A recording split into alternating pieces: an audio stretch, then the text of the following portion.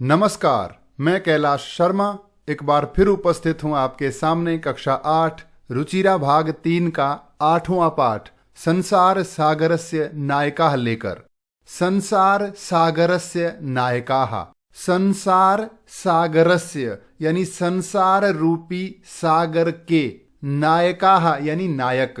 तो इस तरह से हम कह सकते हैं संसार रूपी सागर के नायक। यहां संसार सागर का अर्थ है तालाब, बावड़ी आदि जल स्रोत। तो तालाब आदि बनाने वाले जो शिल्पकार हैं उनको यहाँ पर नायक कहा है। आइए बढ़ते हैं पाठ के उद्देश्य की ओर। इस पाठ में लेखक तालाब, बावड़ी आदि का निर्माण करने वाले शिल्पकारों से परिचय कराना चाहते हैं। साथ ही तालाब, बावड़ी बनाने की जो कला है उसे पुनर्जीवित करने का प्रयास किया गया है। लोगों को जल संरक्षण करने के पारंपरिक ज्ञान से अवगत कराना है। जल संरक्षण वर्तमान समय की सबसे बड़ी अनिवार्यता बन गई है। तो इसी बात को ध्यान में रखकर आइए बढ़ते हैं पाठ संसार सागरस्य नायकाः की ओर। ये प्राचीन बावड़ी है। देखिए कितनी सुंदरता से इन शिल्पकारों ने इसका निर्माण किया है। तो ये जो तालाब आदि हैं इनको कहा है संसार सागर, और इनको बनाने वाले जो शिल्पकार हैं इनको कहा है नायक, यानी संसार सागर के नायक। पाठ की शुरुआत करते हैं। के आसन ते अज्ञात नामानः।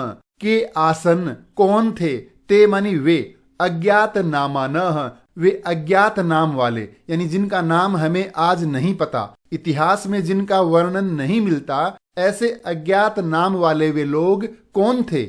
शतशः सहस्रशः तडागाः सहसैव शून्यात् न प्रकटीभूताः। शतशः सैकड़ों, सहस्रशः हजारों, तडागाः यानी तालाब, सहसैव अचानक ही, शून्यात् शून्य से, न प्रकटीभूताः प्रकट नहीं हुए। ये जो सैकड़ों हजारों तालाब आज हम देख रहे हैं ये यूं ही कहीं से प्रकट नहीं हुए। इमे एव तडागाः अत्र संसार सागराः इति। इमे एव तडागाः यही तालाब, अत्र यहाँ, इस पाठ में संसार सागराः संसार सागर कहे गए हैं। आज हम भारत में जगह जगह जो सुंदर तालाब, बावड़ी आदि देखते हैं उन्हीं को संसार सागर कहा है। देखिए कितना सुंदर उदाहरण है, कितनी सुंदर ये बावड़ी है। तो शिल्पकारों ने कितने मन से इसको बनाया होगा। तो इस तरह के सैकड़ों तालाब अचानक कहीं से नहीं आए, लोगों ने इनको बनाया है। एतेषाम आयोजनस्य नेपथ्य। एतेषाम आयोजनस्य, इनके आयोजन के पीछे, यानी तालाब आदि बनाने के पीछे, निर्मापयित्रीणाम एककम निर्मातृणाम च दशकम आसीत। तालाब आदि का निर्माण करवाने के पीछे निर्मापयित्रीणाम बनवाने वालों की एककम इकाई है, सिंगल डिजिट। तो निर्मातृणाम च बनाने वालों की दशकम दहाई है, यानी डबल डिजिट में है। अर्थात तालाब, बावड़ी आदि बनवाने वाले जो महान लोग यदि एक मिलता है तो बनाने वाले 10 होते थे। एतत एककम दशकम च आहत्य। एतत एककम यही इकाई और दहाई, आहत्य मानी मिलकर, शतकम सहस्रशम वा रचयतः स्म। ये इकाई और दहाई मिलकर के ही सैकड़ों हजारों बनाते थे।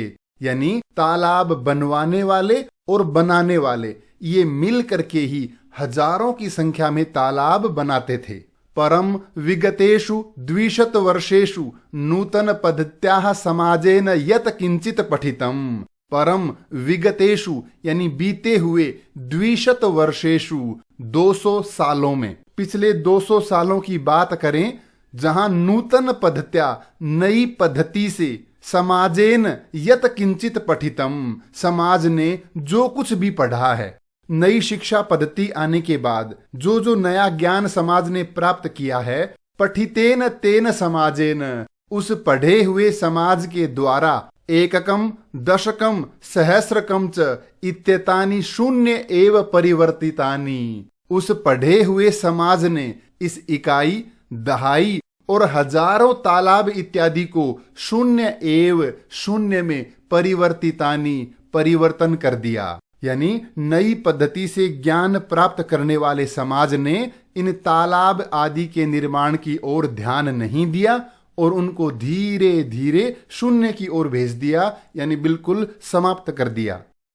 ये इस पाठ से संबंधित कुछ कठिन शब्दार्थ यहां दिए गए हैं। आगे बढ़ते हैं। अस्य नूतन समाजस्य मनसि इयमपि जिज्ञासा नैव उद्भूता यद अस्मात् पूर्वम एतावतः तडागान के रचयन्ति स्म। अस्य नूतन समाजस्य मनसि, इस नए समाज के मन में, यानी नई पद्धति से अर्थात नए पढ़े लिखे इन लोगों के मन में इयमपि जिज्ञासा, जिज्ञासा यानी जानने की इच्छा, नैव उद्भूता उत्पन्न नहीं हुई। नई पद्धति से पढ़े लिखे लोगों के मन में ये इच्छा भी उत्पन्न नहीं हुई यद कि अस्मात् पूर्वम हमसे पहले एतावतः तडागान के रचयन्ति स्म। अस्मात् पूर्वम हमसे पहले एतावतः तडागान इस प्रकार के तालाबों को के रचयन्ति स्म कौन बनाते थे। आजकल की पीढ़ी के लोग जब इन तालाब बावड़ी आदि को देखते हैं तो इतना भी नहीं सोचते कि इतनी सुंदर तालाब और बावड़ियों का निर्माण किसने किया होगा, किसने करवाया होगा। एतादृशानि कार्याणि कर्तुम ज्ञानस्य यो नूतनः प्रविधिः विकसितः। एतादृशानि कार्याणि कर्तुम, इस प्रकार के कार्य करने के लिए, ज्ञानस्य यो नूतनः प्रविधिः विकसितः, ज्ञान की जो नूतनः मानी नई, प्रविधि यानी विधियां, तकनीक, विकसितः विकसित हुई हैं। तेन प्रविधिनापि पूर्वम संपादितम एतत् कार्यम मापयितुम न केनापि प्रयतितम। उस प्रविधि से पहले यानी ज्ञान प्राप्त करने की नई नई तकनीक आने से पहले भी संपादितम एतत् कार्यम, पूरे हुए इस कार्य को, मापयितुम मापने के लिए, केनापि न प्रयतितम किसी ने भी प्रयत्न नहीं किया। आज तो बहुत बड़ी बड़ी तकनीक आ गई है, लेकिन इस तकनीक से पहले लोगों ने इतने सुंदर तालाबों और बावड़ियों का निर्माण किया। ये देखिए कितनी सुंदर बावड़ी है जो आज से सैकड़ों सालों पहले बनाई हुई है। तो इस प्रकार की सुंदर बावड़ियों का निर्माण लोगों ने कैसे किया होगा, ये लोग सोचते भी नहीं हैं। अद्य ये अज्ञात नामानः वर्तन्ते, आज जो लोग अज्ञात नाम वाले हैं, यानी तालाबों का निर्माण करने वाले उन लोगों का हम नाम भी नहीं जानते। पूरा प्राचीन समय में ते बहुप्रथिताः आसन, ते मानी वे लोग, तालाब बनाने वाले लोग, बहुप्रथिताः बहुत प्रसिद्ध आसन थे, पहले वे बहुत प्रसिद्ध थे। अशेषे ही देशे तडागाः निर्मीयन्ते स्म। अशेषे ही देशे यानी पूरे देश में, पूरे भारत देश में तडागाः तालाब निर्मीयन्ते स्म बनाए जाते थे। निर्मातारोपि अशेषे देशे निवसन्ति स्म, और बनाने वाले भी पूरे देश में निवसन्ति स्म रहते थे। यानी तालाब आदि के निर्माण का कार्य पूरे देश में करवाया जाता था और ये तालाब बनाने वाले लोग भी देश में अलग अलग जगहों पर रहते थे। ये इस पाठ से संबंधित कुछ कठिन शब्दार्थ यहां दिए हैं। आगे बढ़ते हैं। गजधरः इति सुंदरः शब्दः तडाग निर्मातॄणां सादरं स्मरणार्थं राजस्थानस्य केषुचिद् भागेषु शब्दोऽयम् अद्यापि प्रचलति।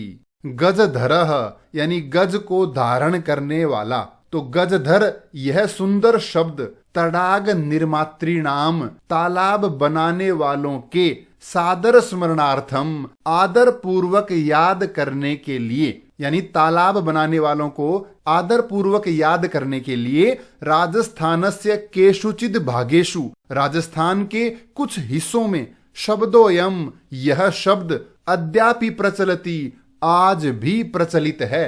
यानी तालाब बनाने वालों को किस नाम से याद करते हैं? गजधर। कह गजधरः, ये गजधर कौन है? यह गज परिमाणम धारयति स गजधरः। यह मानी जो गज परिमाणम, गज कपड़ा मापने के लिए एक लोहे की लंबी सी छड़ होती है, वो उस छड़ को कहते हैं गज।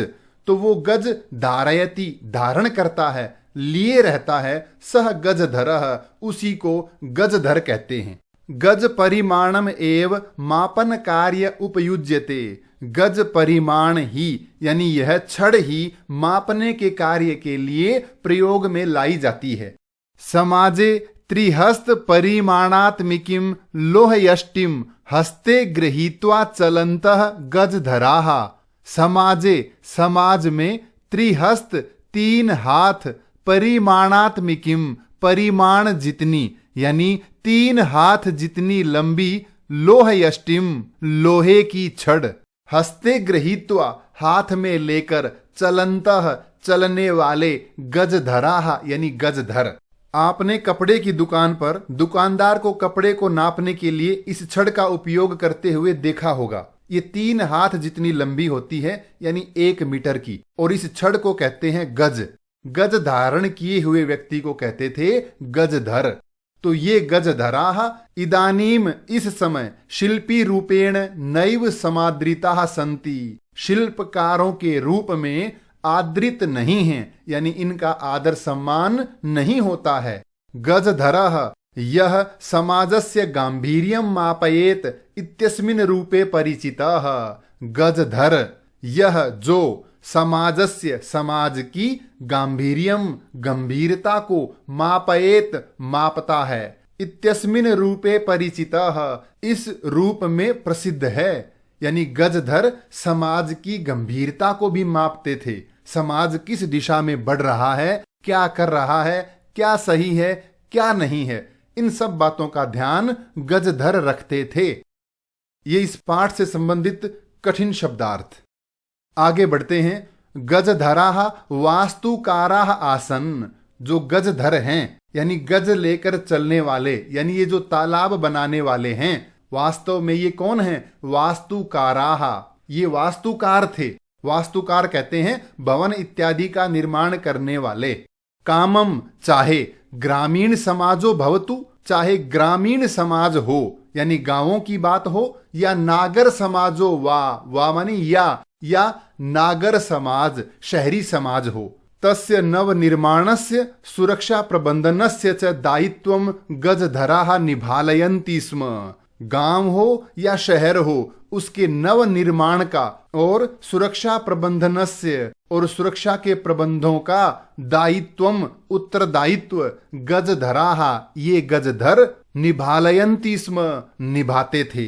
गांव शहर आदि के नव निर्माण की यानी कहीं नया गांव बसाना हो, नया शहर बसाना हो, उसकी सुरक्षा की व्यवस्था करनी हो, ये सब उत्तरदायित्व ये गजधर ही निभाते थे। नगर नियोजनात लघु निर्माण पर्यंतम। नगर नियोजनात नगर नियोजन से यानी नगर को बसाने के नक्शे इत्यादि को तैयार करने से लेकर लघु निर्माण पर्यंतम छोटे से छोटे कार्य तक सर्वाणि कार्याणि सभी कार्य एतेषु वेव आद्रितानि आसन। एतेषु एव इन पर ही आद्रितानि आधारित आसन थे। यानी शहरों को बसाने से लेकर बड़े से बड़े कार्य से लेकर छोटे छोटे निर्माण कार्यों तक का उत्तरदायित्व इन्हीं पर था।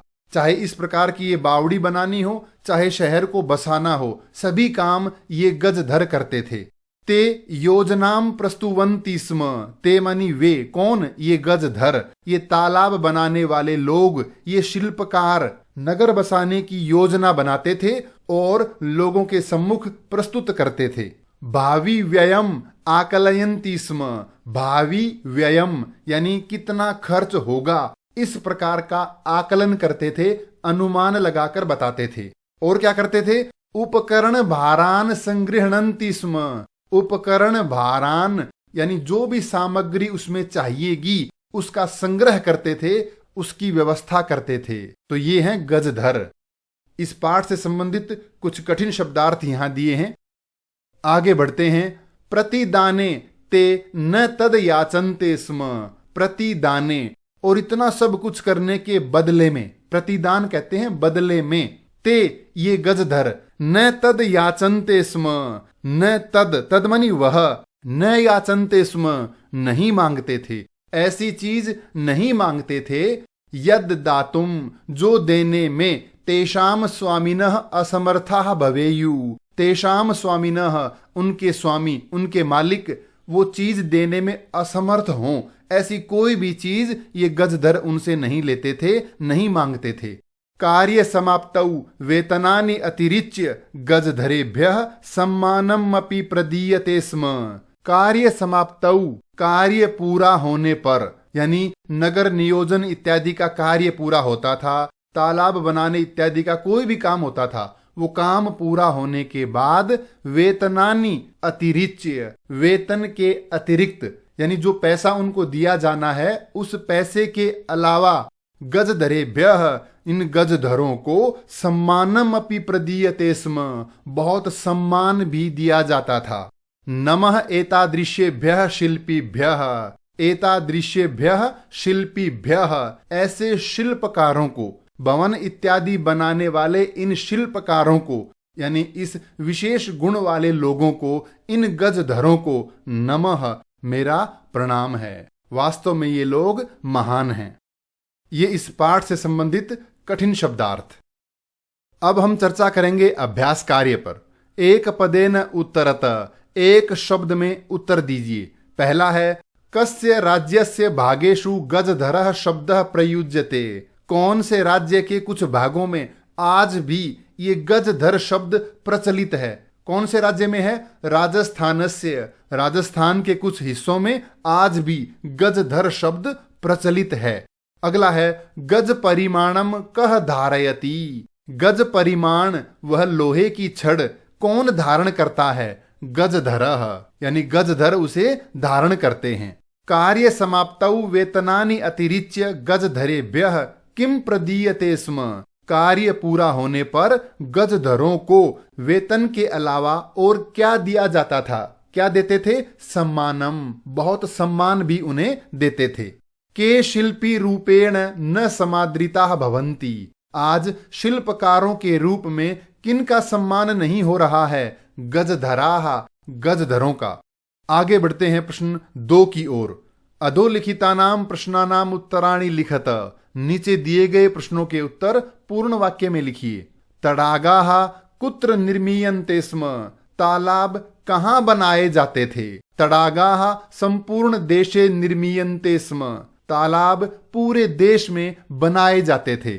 गजधराः कस्मिन् रूपे परिचिताः, गजधर किस रूप में परिचित हैं? गजधराः वास्तुकार रूपे परिचिताः, गजधर वास्तुकार के रूप में, भवन इत्यादि का निर्माण करने वाले वास्तुकार के रूप में परिचित हैं। गजधराः किम कुर्वन्ति स्म, गजधर क्या करते थे? गजधराः ग्रामीण समाजस्य नागर समाजस्य च नवनिर्माणस्य सुरक्षा प्रबंधनस्य च दायित्वं निभालयन्ति स्म, ये गजधर गांव और शहर इत्यादि के नवनिर्माण का और वहां की सुरक्षा व्यवस्था का दायित्व संभालते थे या निभाते थे।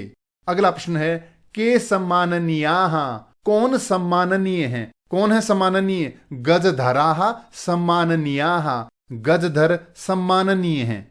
आगे बढ़ते हैं प्रश्न 3 की ओर। प्रश्न निर्माणम कुरुत, रेखांकित शब्दों के आधार पर प्रश्न निर्माण कीजिए। सुरक्षा प्रबंधनस्य दायित्वम गजधराः निभालयन्ति स्म, सुरक्षा प्रबंधन का दायित्व गजधर निभाते थे। तो सुरक्षा प्रबंधन का, तो हम पूछेंगे किसका? तो प्रश्न बनेगा कस्य दायित्वम गजधराः निभालयन्ति स्म, गजधर किसका दायित्व निभाते थे? किसका? सुरक्षा प्रबंधनस्य।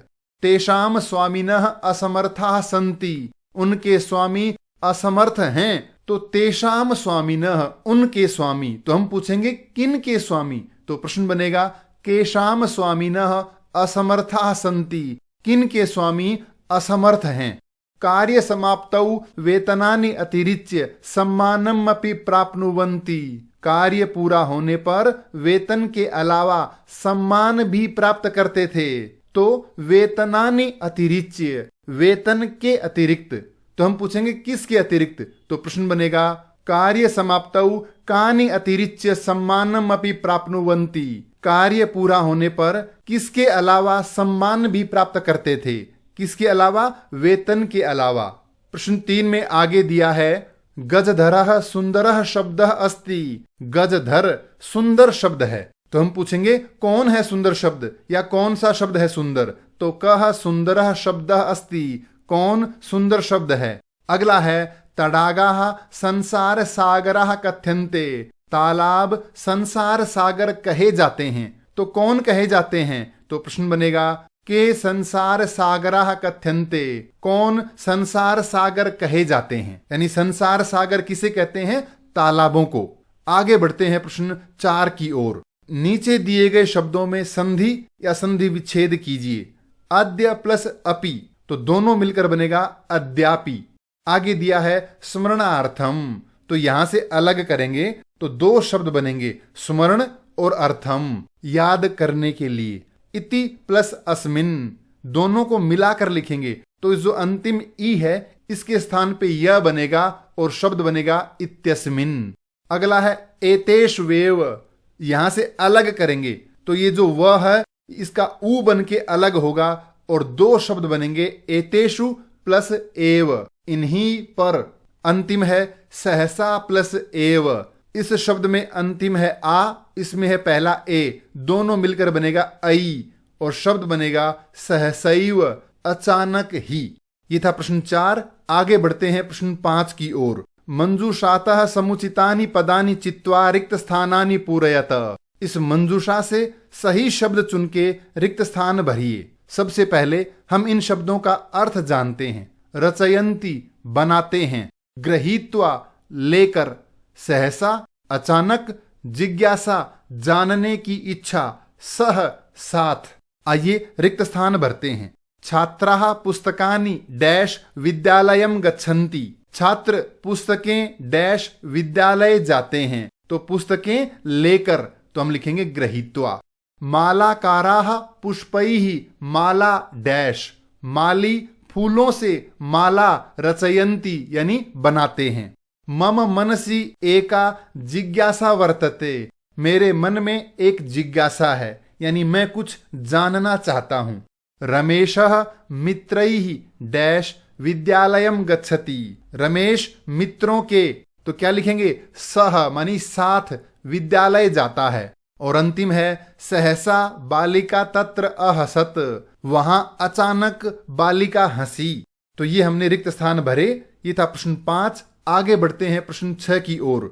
पद निर्माणम कुरुत। एक उदाहरण दिया है, क्री धातु और तुमुन प्रत्यय। तुमुन में तुम बचता है, दोनों मिलकर शब्द बना कर तुम यानी करने के लिए। तुमुन प्रत्यय का अर्थ होता है के लिए। तो पहला था क्री धातु यानी करना, कर तुम करने के लिए। हरि धातु, हरि का अर्थ होता है हरण करना, छीनना। तुमुन प्रत्यय लगाएंगे तो हर तुम छीनने के लिए। त्रि प्लस तुमुन तर तुम तैरने के लिए। प्रश्न 6 में आगे दिया है नम प्लस क्तुआ। क्तुआ का मतलब होता है करके। नम मानी नमस्कार, तो दोनों को मिलाकर लिखेंगे नत्वा नमस्कार करके। गम प्लस क्तुआ तो गत्वा जा करके। त्यज प्लस क्तुआ त्यक्त्वा यानी त्याग करके, छोड़ करके। भुज प्लस क्तुआ, इस क्तुआ प्रत्यय में त्वा शेष बचता है, तो भुज प्लस क्तुआ भुक्त्वा यानी खा करके, भोजन ग्रहण करके। प्रश्न 6 में आगे एक और प्रत्यय दिया है, वो है ल्यप। जिस धातु से पहले उपसर्ग लगता है वहां ल्यप प्रत्यय लगता है और इसमें य शेष बचता है। जैसे उप गम और इसमें बचेगा य, तो तीनों मिलकर बनेगा उपगम्य यानी जा करके। इसी तरह से सम पूज ल्यप, ल्यप में बचेगा य, इन तीनों को मिलाकर लिखेंगे संपूज्य पूजा करके। आ नी ल्यप आनीय ला करके। प्र दा ल्यप प्रदाय दे करके। ये था प्रश्न 6। आगे बढ़ते हैं प्रश्न 7 की ओर। एक उदाहरण दिया है, जैसे विद्यालयम परितः वृक्षाः सन्ति। कोष्ठक में शब्द है विद्यालय, लेकिन ध्यान रहे परितः शब्द है, इसके साथ जो भी शब्द आएगा उसमें द्वितीय विभक्ति होगी। तो यहां जो विद्यालय शब्द है इसमें द्वितीय विभक्ति करके हमने बनाया विद्यालयम। इसी तरह से नीचे रिक्त स्थान भरने हैं। डैश उभयतः ग्रामाः सन्ति। कोष्ठक में शब्द है ग्राम यानी गांव, गांव के दोनों ओर गांव हैं, तो उभयतः इस शब्द के साथ में द्वितीय विभक्ति होगी, तो ग्राम से बनेगा ग्रामम, गांव के दोनों ओर गांव हैं। सर्वतः इसके साथ भी द्वितीय विभक्ति होगी, तो नगर से बनेगा नगरम, नगरम सर्वतः अट्टालिकाः सन्ति, नगर के चारों ओर अट्टालिकाएं हैं, ऊंचे ऊंचे भवन हैं। अंतिम है दिक् का पुरुष, का पुरुष कहते हैं कायर व्यक्ति, दिक् मानी धिक्कार, तो दिक् के साथ में भी द्वितीय विभक्ति होती है, दिक् का पुरुषम, कायर व्यक्ति को धिक्कार है। प्रश्न 7 में आगे दिया है मृगाः मृगैः सह धावन्ति, हिरण हिरणों के साथ दौड़ रहे हैं। सह शब्द के साथ में तृतीया विभक्ति होती है, तो मृग शब्द में तृतीया बहुवचन लगाया तो बना मृगैः। इसी तरह से नीचे रिक्त स्थान भरने हैं। तीनों ही वाक्यों में सह शब्द का प्रयोग है, सह मानी साथ, तो जिसके साथ ऐसा लिखना हो तो उस शब्द में तृतीया विभक्ति होगी। जैसे बालकाः बालक बालिकाभिः सह पठन्ति, बालक बालिकाओं के साथ पढ़ते हैं। पुत्रः पित्रा सह आपणम गच्छति, पुत्र पिता के साथ बाजार जाता है। शिशुः मात्रा सह क्रीडति, बच्चा माता के साथ खेलता है, तो सह शब्द के साथ तृतीया विभक्ति। ये था पाठ संसार सागरस्य नायकाः। इस पाठ से संबंधित कोई भी प्रश्न हो तो कृपया कमेंट्स में लिखकर अवश्य पूछें। धन्यवाद।